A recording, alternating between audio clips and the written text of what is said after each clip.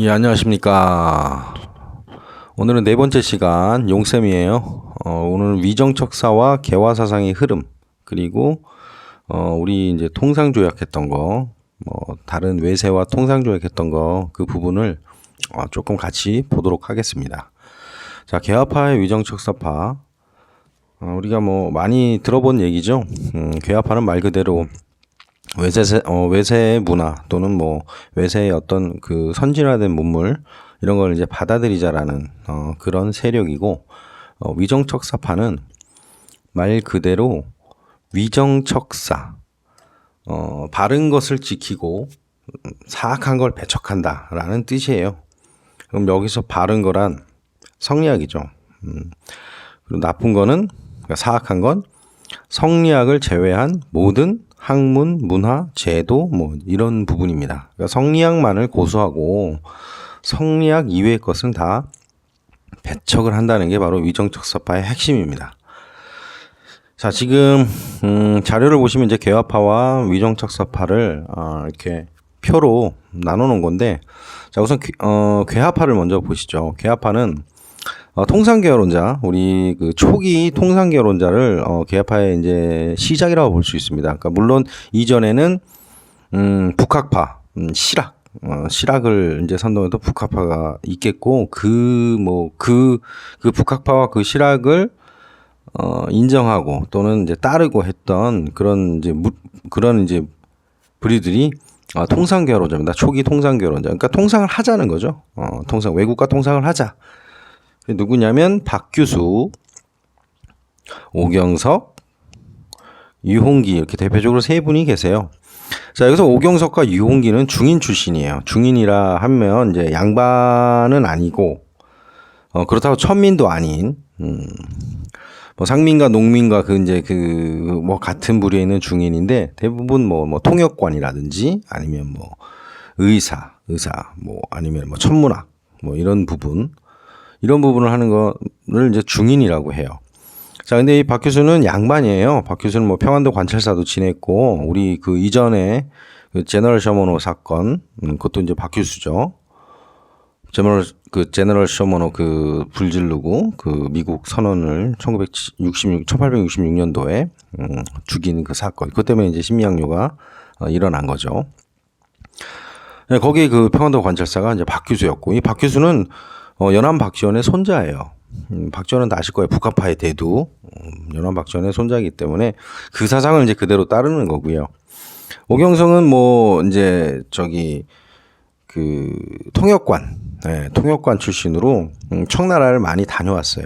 그렇기 때문에 그 청나라의 선진화된 문물, 결국 이제 청나라가 조선보다 빨리 개항을 했기 때문에 어떤 그런 이제 개항을 함으로써의 어떤 그 선진화된 문물을 보고 직접 눈으로 보았기 때문에 통상개화론자가 된 거죠.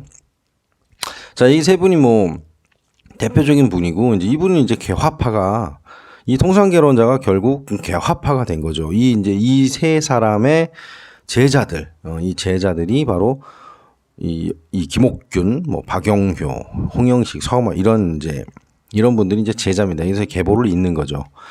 자, 그럼 개화파와 위정척사파의 어떤 대립이 초기부터 있었어요. 1860년대에는 흥선대원군의 우리 통상수교 거부 정책.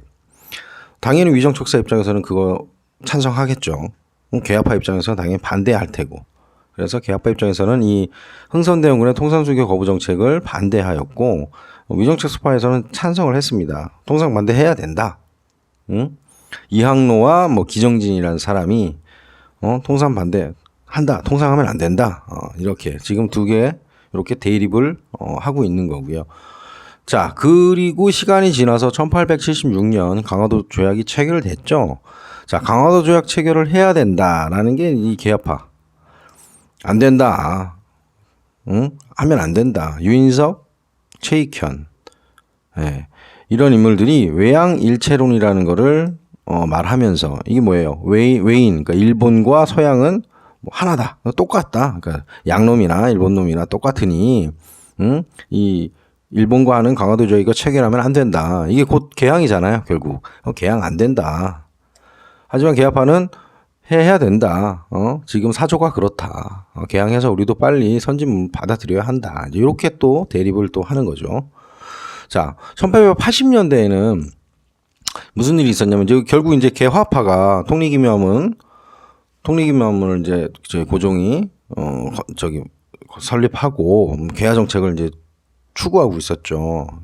이때 우리 2차 조선 수신사로 갔던 김홍집이 그 일본에서 조선책략이라는 책을 갖고 온다고 했죠. 그래서 그걸로 인해서 청의 알선으로 인해서 이제 미국과 수교를 하게 되는 겁니다.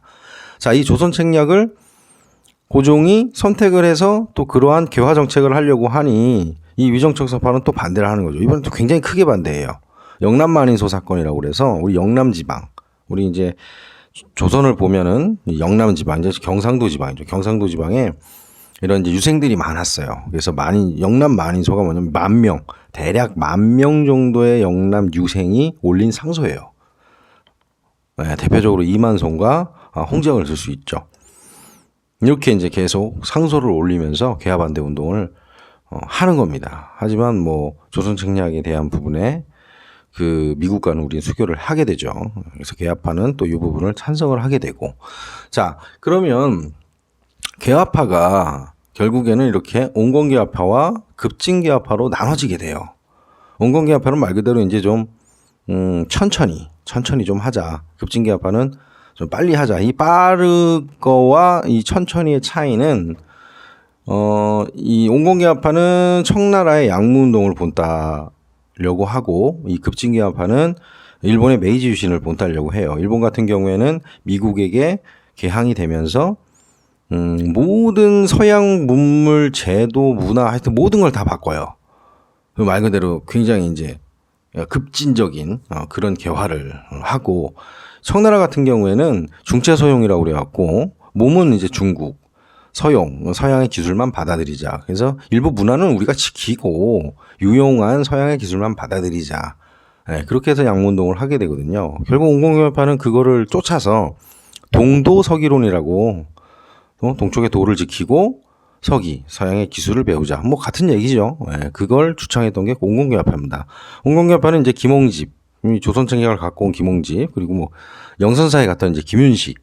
근데 급진개화파는 이 오경석, 유홍기, 이 박교수 요 무리의 제자, 젊은 우리 개화파들이었죠.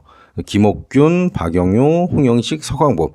이 4명은 어떻게 보면 금수저들이에요. 이들의 아버지들이 뭐 영의정도 있고 다 양반 출신 가문들이고 아주 뭐 잘 나가는 집안의 자제들이죠. 그런데도 불구하고 이렇게 성리학적 개념을 버리고 이렇게 급진적으로, 왜냐하면 또 일본을 많이 다녀와요, 이 사람들이. 그래서 일본에서 또 본 것도 있고 하니까 급진적으로 어떤 이제 급진개화파의 또 무리가 됩니다.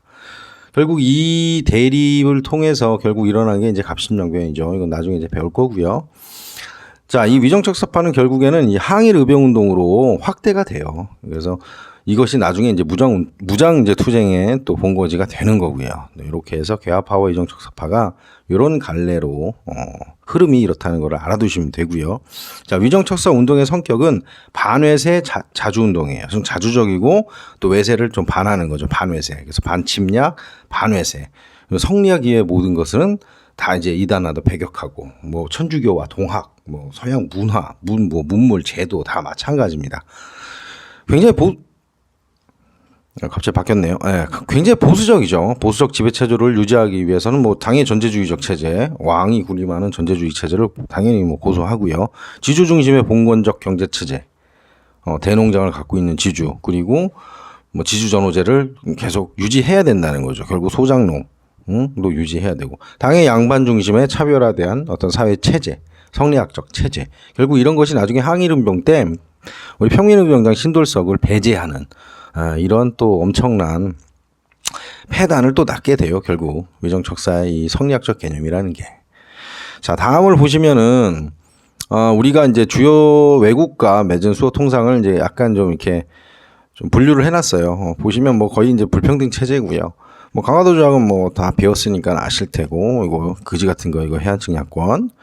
그리고 이제 조선 책략으로 인해서 1882년에 조미소통상 조약이 됐죠. 이 부분은 당연히 이제 청의 알선이 있었어요. 청이 러시아를 견제하기 위해서 미국을 끌어들이는 거죠. 그래서 미국도 이 거중 조정, 서로 나라가 힘들면 서로 도와주자.